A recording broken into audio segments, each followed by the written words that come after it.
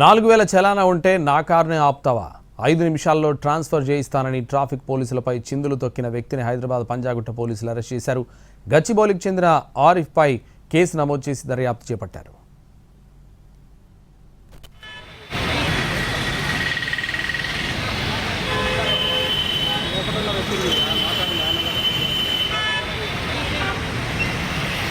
CM పర్యటన బందోబస్తులో ఉన్న traffic పోలీసులు తాజ్ కృష్ణ నుంచి మోనపా సర్కిల్ వైపు వస్తున్న ఆరిఫ్ కారును ట్రాఫిక్ పోలీసులు ఆపారు. అతడి కారుపై 4000 పెండింగ్లో ఉన్నట్లు గుర్తించారు.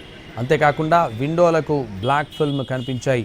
కారు నడుపుతున్న గచ్చిబౌలికి చెందిన ఆరిఫ్ను కారు దిగాల్సిందిగా కోరారు. దీంతో అతడు కారు దిగుతూనే తనను ఎందుకు ఆపారని ఆగ్రహంతో ఊడిపోయాడు. కేవలం 4000 చలానాకే నా కారును ఆపుతారా అంటూ చిందులు తొక్కాడు. నా ఇంట్లో ఉన్న కారుకు 16,000 పెండింగ్ చలానాలు ఉన్నా ఇప్పటి వరకు ఎవరు అడగలేదన్నారు. నేను తలుచుకుంటే 5 నిమిషాల్లో మిమ్మల్ని ట్రాన్స్ఫర్ చేయిస్తానంటూ వీరంగం సృష్టించాడు.